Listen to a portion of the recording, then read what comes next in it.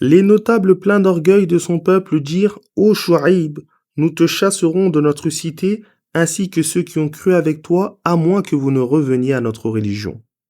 Il répondit: Allez-vous nous y contraindre même si nous répugnions cela? Nous forgerions un mensonge contre Allah si nous revenions à votre religion après qu'Allah nous en a délivrés.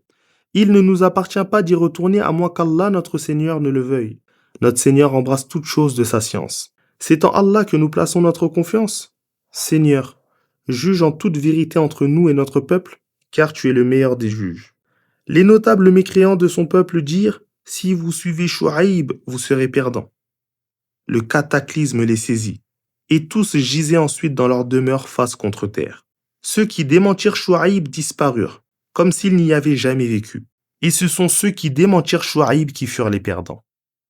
Chouaïb se détourna d'eux et dit: Ô mon peuple, je vous ai transmis les messages de mon Seigneur et vous ai conseillé sincèrement. Pourquoi m'attristerais-je pour un peuple mécréant? Nous n'avons suscité aucun prophète dans une cité qui l'a ensuite démenti, sans infliger à ses habitants misère et maladie afin qu'ils implorent Allah et se soumettent. Puis, nous substituons l'aisance au malheur, si bien qu'ils prospéraient et disaient: Nos ancêtres ont également connu l'alternance de la difficulté et de l'aisance. Nous les saisissions alors soudainement, sans qu'ils ne s'y attendent. Si les habitants des cités avaient cru et craint Allah, nous aurions répandu sur eux les bénédictions du ciel et de la terre. Mais ils ont renié, et nous les avons saisis pour prier de leurs méfaits. Les habitants des cités mécréantes sont-ils à l'abri de voir notre châtiment s'abattre sur eux de nuit alors qu'ils dorment? Les habitants des cités mécréantes sont-ils à l'abri de voir notre châtiment s'abattre sur eux de jour alors qu'ils s'amusent? Se croient-ils à l'abri du stratagème d'Allah? Seuls ceux qui courent à leur perte se croient à l'abri du stratagème d'Allah. N'est-il pas clair aux yeux de ceux qui succèdent sur terre à ces anciens occupants que si nous voulions, nous les saisirions pour leurs péchés et scellerions leur cœur, si bien qu'ils n'entendraient plus aucune exhortation? Telles sont les cités dont nous te relatons une partie de leur histoire. Leurs messagers leur ont apporté des preuves manifestes, mais ils ne pouvaient croire, et ce pour avoir démenti auparavant. C'est ainsi qu'Allah scelle le cœur des mécréants. Nous n'avons trouvé chez la plupart d'entre eux aucun respect de l'engagement. Nous avons trouvé au contraire la plupart d'entre eux transgresseurs. Après ces messagers, nous avons envoyé Moussa avec nos signes vers Pharaon et les notables de son peuple. Mais ils les ont reniés par transgression. Vois quelle fut la fin des corrupteurs. Moussa dit: Ô Pharaon, je suis un messager du Seigneur de l'univers. Je ne dois dire sur Allah que la vérité. Je viens à vous avec une preuve manifeste de votre Seigneur. Laisse donc partir avec moi les fils d'Israël. Pharaon dit: Si tu es venu avec un signe, produis-le donc si tu es véridique. Moussa jeta son bâton qui devint un serpent véritable. Puis il dévoila sa main qui apparut d'une blancheur éclatante aux yeux des spectateurs. Les notables du peuple de Pharaon dirent: C'est un magicien savant qui veut vous chasser de votre terre. Pharaon dit: Que prescrivez-vous donc? Ils dirent: Fais-le attendre, lui et son frère, et envoie dans toutes les cités des hommes qui rassembleront et t'amèneront tout magicien savant. Les magiciens vinrent trouver Pharaon et demandèrent: Aurons-nous une récompense si nous sommes vainqueurs? Il répondit: Oui, et vous serez du nombre de mes proches courtisans. Ils dirent: Moussa, veux-tu jeter ton bâton en premier, ou laisse-nous commencer? Il leur répondit: Jetez les premiers. Lorsqu'ils jetèrent leurs bâtons et leurs cordes, ils ensorcelèrent les yeux des gens, les effrayèrent, et produisirent une magie puissante selon eux. Nous inspirâmes alors à Moussa: Jette ton bâton, et celui-ci se mit à avaler ce qu'ils avaient inventé. Ainsi se manifesta la vérité concernant Moussa, et fut dévoilée la fausseté de ce que les magiciens pratiquaient. Ils furent vaincus en ce lieu, et Pharaon et les siens en repartirent humiliés. Les magiciens tombèrent prosternés et dirent: Nous croyons au Seigneur de l'univers, au Seigneur de Moussa et Haroun. Pharaon dit: Croirez-vous en lui avant que je ne vous l'autorise? C'est bien un stratagème que vous avez manigancé dans la cité afin d'en chasser ses habitants. Vous saurez bientôt ce qu'il adviendra de vous. Je vous ferai amputer d'une main et du pied opposés, puis je vous ferai tous crucifier. Ils répondirent: C'est vers notre Seigneur seul que nous retournerons. Tu n'as rien à nous reprocher si ce n'est d'avoir cru aux signes de notre Seigneur lorsqu'ils nous sont parvenus. Seigneur, arme-nous de patience et fais-nous mourir croyants et soumis. Les notables du peuple de Pharaon dirent: Laisseras-tu Moussa et son peuple semer la corruption dans le pays? et abandonner ton adoration et celle de ta divinité? Il répondit, nous massacrerons leurs fils, épargnerons leurs filles, et quoi qu'il en soit, nous les dominons.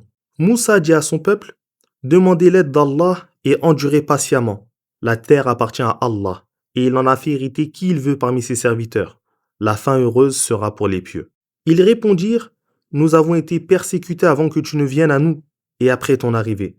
Il dit, il est fort à espérer que votre Seigneur anéantisse votre ennemi, vous fasse lui succéder sur terre, et observe ensuite comment vous agirez. Nous avons éprouvé le peuple de Pharaon par des années de disette et de mauvaises récoltes, afin qu'il se rappelle et en tire exhortation. Lorsqu'un bien survenait, ils disaient cela nous est dû. Et lorsqu'un méfait les frappait, ils en attribuaient le mauvais sort à Moussa et ses compagnons. En vérité, leur sort dépend uniquement d'Allah, mais la plupart d'entre eux ne savent pas. Ils dirent, quel que soit le signe que tu nous apporteras pour nous ensorceler et nous détourner de la religion de Pharaon, nous ne croirons pas en toi. Nous envoyâmes alors contre eux le déluge, les criquets, la vermine, les grenouilles et le sang comme signe manifeste. Mais par orgueil, ils refusèrent de croire en Allah et persistèrent dans leurs crimes de mécréance. Lorsque le châtiment les frappa, ils dirent « Ô Moussa, invoque pour nous ton Seigneur en vertu de l'engagement qu'il t'a donné. Si tu écartes de nous le châtiment, nous croirons en toi et laisserons partir avec toi les fils d'Israël. » Mais lorsque nous avons levé le châtiment pour un terme qui leur était fixé, ils violèrent leur engagement. Nous nous sommes alors vengés d'eux et les avons noyés dans la mer pour avoir démenti nos signes et n'y avoir prêté aucune attention. Et nous avons donné en héritage à ceux qui étaient opprimés les contrées orientales et occidentales de cette terre que nous avons bénie. Ainsi s'est accomplie la plus belle promesse de ton Seigneur aux fils d'Israël pour leur patience, et nous avons détruit ce que Pharaon et son peuple édifiaient, ainsi que ceux qu'ils plantaient. Nous fîmes traverser la mer aux fils d'Israël qui passèrent auprès d'un peuple qui vouait un culte assidu à ses idoles. Et ils dirent, « Ô Moussa, désigne-nous une divinité semblable au leur. » Il leur répondit, « Vous êtes un peuple ignorant la grandeur d'Allah. Ce que font ces gens est voué à la perte, et leurs œuvres sont vaines. Chercherai-je pour vous une autre divinité qu'Allah, alors qu'il vous a préféré à tous les peuples? Rappelez-vous lorsque nous vous avons délivré de Pharaon et des siens, qui vous infligeait le pire châtiment en égorgeant vos fils et en épargnant vos filles, ce qui fut une terrible épreuve de la part de votre Seigneur. Nous donnâmes à Moussa rendez-vous après 30 nuits, que nous complétâmes par 10 autres, de sorte que le délai fixé par son Seigneur s'acheva au bout de 40 nuits. Moussa dit à son frère Haroun, « Remplace-moi auprès de mon peuple, amende-les et ne suis pas le chemin des corrupteurs. » Lorsque Moussa vint à notre rendez-vous et que son Seigneur lui eut parlé, il dit, « Seigneur, montre-toi à moi pour que je te voie. » Il lui répondit, « Tu ne me verras pas ici-bas, mais regarde plutôt le mont, et s'il tient en place, alors tu me verras. » Mais lorsque son Seigneur se manifesta au mont, il le réduisit en poussière, et Moussa tomba foudroyé. Lorsqu'il revint à lui, il dit, « Gloire et pureté à toi, je me repens auprès de toi, et je suis le premier des croyants de mon peuple. » Allah dit, « Ô Moussa, je t'ai élu d'entre les hommes de ton époque pour recevoir mon message et entendre ma parole de vive voix. Prends ce que je t'ai accordé et sois du nombre des reconnaissants. » Nous lui avons écrit sur les tables une exhortation concernant toutes choses et un exposé détaillé de toutes choses et lui avons dit, « Observe-les avec résolution et ordonne à ton peuple d'en appliquer les prescriptions. Je vous ferai bientôt voir les demeures des transgresseurs. Je détournerai de mes signes ceux qui sur terre s'enorgueillissent sans droit et qui que quelques signes qu'ils voient n'y croient pas. S'ils distinguent le chemin de la droiture, ils ne l'empruntent pas. Mais s'ils distinguent le chemin de l'égarement, ils l'empruntent. Ceci, car ils démentaient nos signes et leur prêtaient aucune attention. Ceux qui démentent nos signes ainsi que la rencontre de l'au-delà, leurs œuvres sont vaines, et ils ne seront rétribués que pour ce qu'ils ont fait. Après le départ de Moussa, son peuple adopta pour divinité le corps d'un veau semblant mugir, qu'ils fabriquèrent en fondant une partie de leurs bijoux. Ne voyaient-ils pas qu'ils ne pouvaient ni leur parler ni les guider? Ils l'adoptèrent pour divinité et furent transgresseurs en cela. Et lorsque Moussa revint et leur montra leur égarement, ils éprouvèrent des regrets, constatèrent qu'ils s'étaient égarés, et dirent, « Si notre Seigneur ne nous fait pas miséricorde et ne nous pardonne pas, nous serons perdus. » Lorsque Moussa revint à son peuple plein de colère et de fureur, il leur dit, « Comme vous avez mal agi après mon départ, vouliez-vous hâter l'ordre de votre Seigneur? Il jeta les tables, saisit la tête de son frère et le tira vers lui. Haroun dit, ô fils de ma mère, le peuple m'a méprisé et ils ont failli me tuer. Ne me fais donc pas subir ce qui réjouirait les ennemis et ne me considère pas parmi les transgresseurs. Moussa dit, Seigneur, pardonne-moi ainsi qu'à mon frère et admis-nous en ta miséricorde, car tu es le plus miséricordieux de ceux qui font miséricorde. Ceux qui ont pris le veau pour divinité verront s'abattre sur eux la colère de leur Seigneur, ainsi qu'une humiliation dans la vie d'ici-bas. C'est ainsi que nous rétribuons ceux qui forgent des mensonges contre Allah. Quant à ceux qui commettent des méfaits, puis se repentent et croient, ton Seigneur se montrera envers eux pardonneur et miséricordieux. Lorsque la colère de Moussa s'apaisa, il reprit les tables sur lesquelles était inscrit ce qui est un guide et une miséricorde pour ceux qui craignent leur Seigneur. Moussa choisit parmi son peuple 70 hommes pour l'accompagner à notre rendez-vous, et lorsqu'ils furent saisis par le cataclysme, il dit « Seigneur, si tu l'avais voulu, tu les aurais fait périr avant cela, et moi avec eux. Nous feras-tu périr pour ceux qu'ont commis les insensés d'entre nous? Ce n'est là qu'une épreuve de ta part par laquelle tu égares qui tu veux et guides qui tu veux. Tu es notre maître, pardonne-nous et fais-nous miséricorde, car tu es le meilleur de ceux qui pardonnent. Et accorde-nous le bien ici-bas ainsi que dans l'au-delà. Nous revenons à toi repentants. Allah dit, je frappe de mon châtiment qui je veux, et ma miséricorde embrasse toute chose. Je la destine à ceux qui me craignent, acquittent la zakat et croient en nos signes, à ceux qui suivent le messager, le prophète illettré qu'ils trouvent mentionné chez eux dans la Torah et l'Évangile. Il leur ordonne le bien, leur interdit le mal, leur rend licite les bonnes choses, leur interdit les mauvaises, et les libère des charges et carcans qui pesaient sur eux. Ceux qui auront cru en lui, qui l'auront révéré et secouru, et qui auront suivi la lumière descendue avec lui, ce sont eux qui réussiront. Dis, ô vous les hommes, je suis le messager envoyé à vous tous par Allah à qui appartient la royauté des cieux et de la terre. Il n'y a de divinité digne d'adoration que lui. Il donne la vie et la mort. Croyez donc en Allah et en son messager, le prophète illettré qui croit en Allah et en ses paroles, et suivez-le afin que vous soyez bien guidés. Et parmi le peuple de Moussa, il est une communauté qui prêche et juge selon la vérité. Nous répartîmes les fils d'Israël en 12 tribus, constituant autant de communautés. Lorsque son peuple lui demanda de l'eau, nous inspirâmes à Moussa, frappe le rocher de ton bâton. Aussitôt, 12 sources en jaillirent, et chaque tribu sut où s'abreuver. Nous les avons couverts de l'ombre de nuages blancs voilant le ciel, et avons fait descendre sur eux la manne et l'écaille.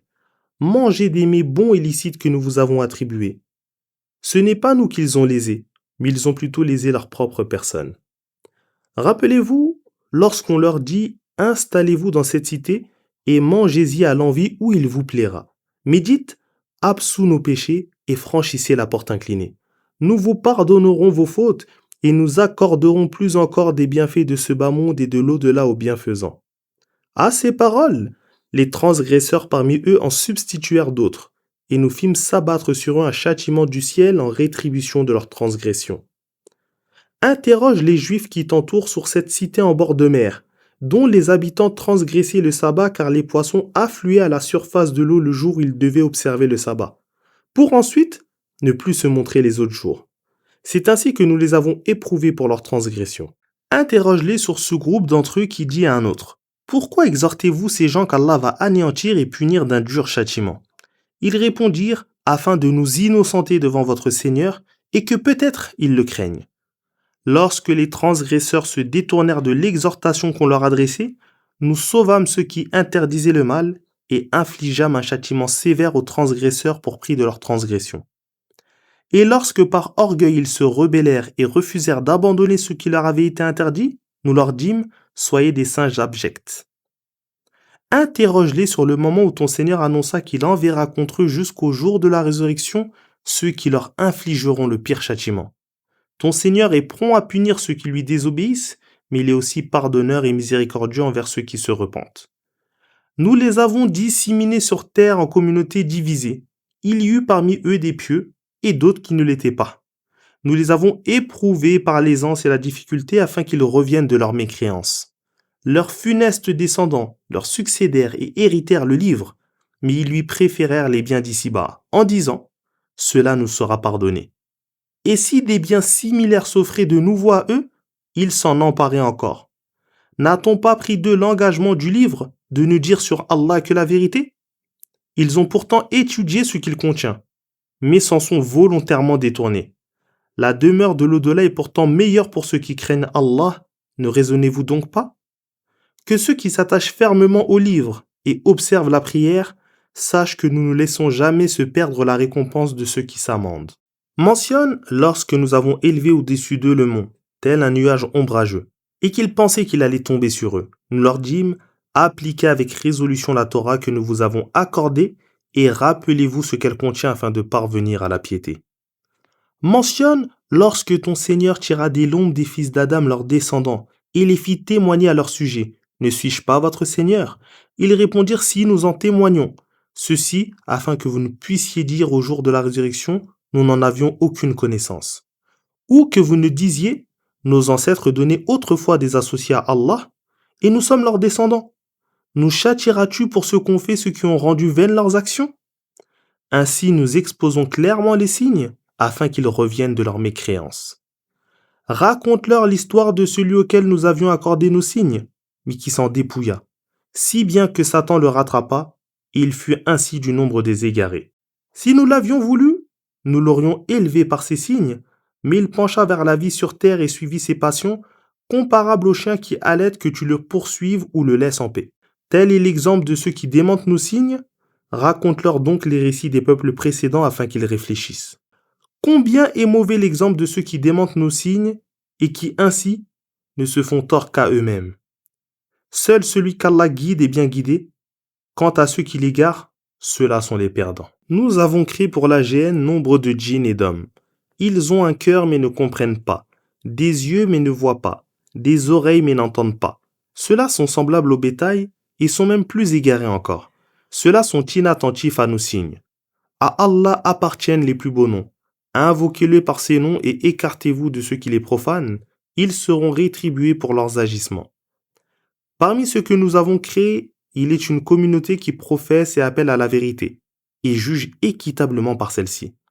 Quant à ceux qui démentent nos signes, nous les conduirons progressivement vers leur perte par des voies qu'ils ignorent. Et je leur accorderai un délai, car mon stratagème est implacable. Ne réfléchissent-ils pas? Votre compagnon Mohammed n'est nullement possédé. Il n'est qu'un avertisseur manifeste. Ne médite-t-il pas sur le royaume des cieux et de la terre, sur toute chose qu'Allah a créée, et sur le terme de leur existence qui est peut-être déjà proche? En quelles paroles croiront-ils après cela s'ils ne croient pas au Coran? Ceux qu'Allah égare n'ont point de guide, et il les abandonne dans leur transgression où ils s'égarent. Ils t'interrogent sur l'heure. Quand surviendra-t-elle? Réponds-leur, seul mon Seigneur en a connaissance. Lui seul la fera apparaître en son temps. Il pèse aux habitants des cieux et sur terre d'ignorer quand elle surviendra. Et elle ne vous surprendra qu'à l'improviste. Ils t'interrogent comme si tu en étais averti. Réponds-leur, seul Allah en a connaissance, mais la plupart des hommes ne le savent pas. Dis, hormis en ce qu'Allah a voulu, je ne possède ni le pouvoir de m'attirer du bien, ni celui d'éviter le mal. Si je connaissais l'invisible, je posséderais des biens en abondance, et aucun mal ne m'aurait touché. Je ne suis chargé que d'avertir contre l'enfer et d'annoncer le paradis à ceux qui croient.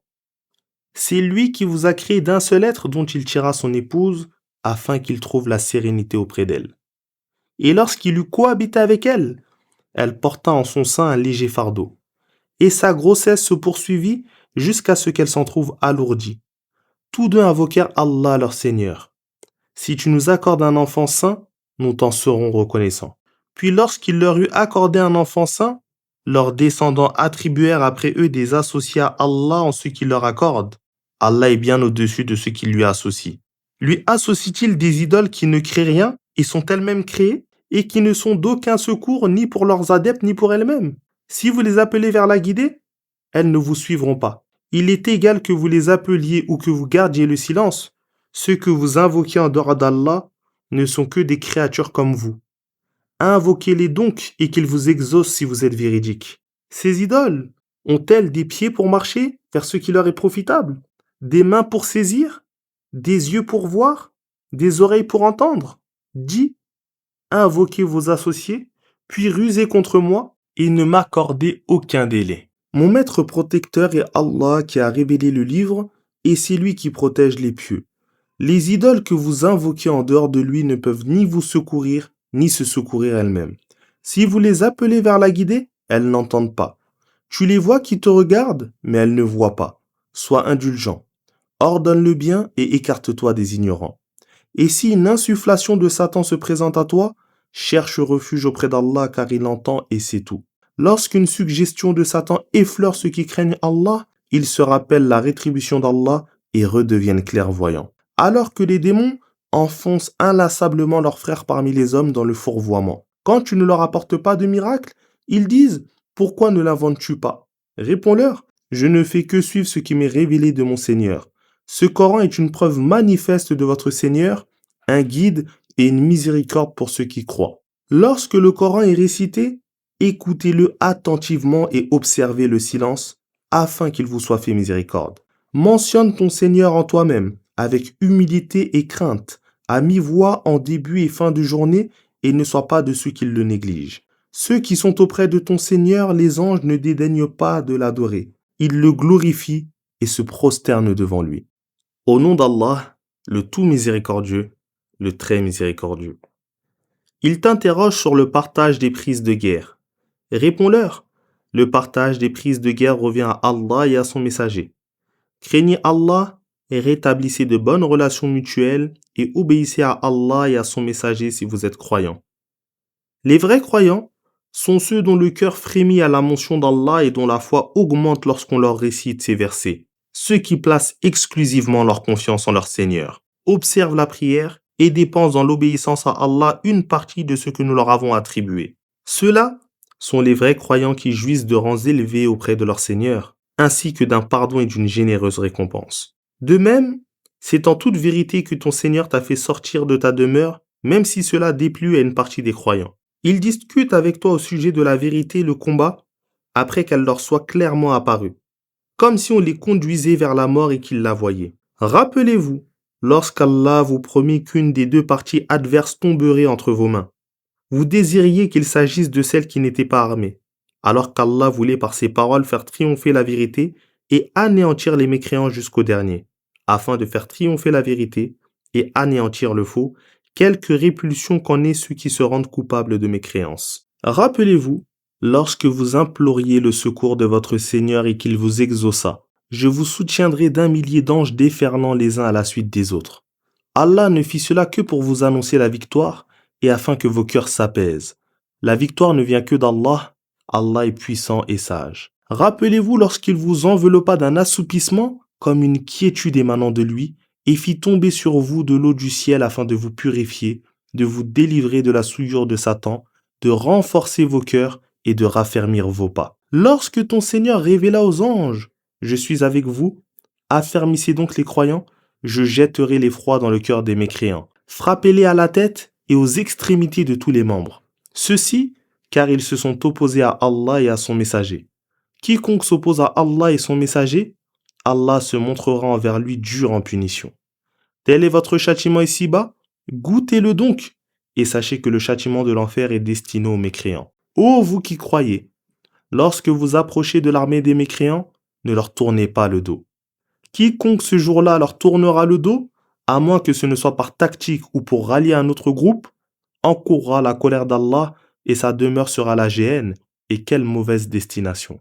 Ce n'est pas vous qui les avez tués, mais c'est Allah qui les a tués. Et lorsque tu as jeté une poignée de terre, ce n'est pas toi qui jetais, mais c'est Allah qui jetait. Ceci afin d'accorder aux croyants un éminent bienfait. Allah entend et c'est tout. Voilà ce qu'Allah vous a accordé et sachez qu'Allah réduira toujours à néant la ruse des mécréants. Si vous demandiez, vous mécréants, la victoire des meilleurs, elle est survenue telle que vous l'avez demandé. Si vous renoncez à la mécréance et l'hostilité contre le prophète, cela est meilleur pour vous. Mais si vous recommencez, nous recommencerons nous aussi, et votre troupe, si nombreuse soit-elle, ne vous sera d'aucune utilité, car Allah est avec les croyants. Ô vous qui croyez, obéissez à Allah et à son messager, et ne vous en écartez pas après avoir entendu ce à quoi il vous appelle. Et ne soyez pas comme ceux qui disent « nous avons entendu » alors qu'ils n'entendent pas. Les pires des bêtes auprès d'Allah sont les sourds muets qui ne raisonnent pas. Si Allah avait reconnu quelque bien en eux, il les aurait fait entendre. Mais même s'il les avait fait entendre, ils auraient fait volte-face en se détournant. Ô vous qui croyez, répondez à Allah et aux messagers lorsqu'ils vous appellent à ce qui fait vivre pleinement. Et sachez qu'Allah s'interpose entre l'homme et son cœur, et que c'est vers lui seul que vous serez rassemblés. Redoutez une épreuve qui n'affligera pas exclusivement les transgresseurs d'entre vous, et sachez qu'Allah est dur en punition. Rappelez-vous lorsque vous étiez peu nombreux, opprimés en cette contrée, craignant d'être happés par vos ennemis. Allah vous donna asile, vous assista de son secours, et vous accorda des biens licites et bons, afin que vous lui soyez reconnaissants. Ô vous qui croyez, ne trahissez pas Allah et le messager, sinon vous trahiriez sciemment les dépôts qui vous ont été confiés. Sachez que vos biens et vos enfants ne sont qu'une épreuve et qu'auprès d'Allah se trouve une immense récompense. Ô vous qui croyez, si vous craignez Allah, il vous accordera la faculté de distinguer le bien du mal, effacera vos péchés et vous pardonnera. Allah est détenteur de la grâce suprême. Rappelle-toi lorsque les mécréants complotaient contre toi pour t'emprisonner, t'assassiner ou t'exiler. Ils rusèrent contre toi, et Allah rusa contre eux. Et Allah est le meilleur de ceux qui rusent. Lorsque nos versets leur sont récités, ils disent « Nous avons entendu, et si nous voulions, nous pourrions dire la même chose.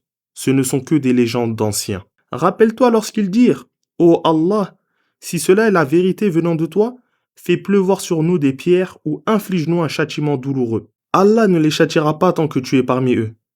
Allah ne les châtiera pas alors qu'ils demandent son pardon.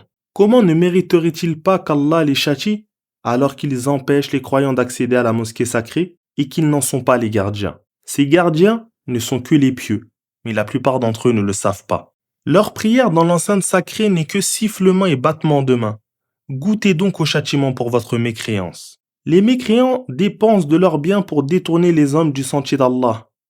Et lorsqu'ils les auront dépensés, ils seront pour eux une source de regret, puis ils seront vaincus, et tous les mécréants seront rassemblés vers l'enfer. Ceci afin qu'Allah distingue le mauvais du bon et qu'il entasse les mauvais les uns sur les autres pour en faire un amoncellement qu'il jettera dans la géhenne. Ceux-là sont les perdants. Dis à ceux qui ne croient pas que s'ils mettent fin à leur mécréance, on leur pardonnera ce qui est passé, mais s'ils persistent, ils subiront le sort de ceux qui les ont précédés.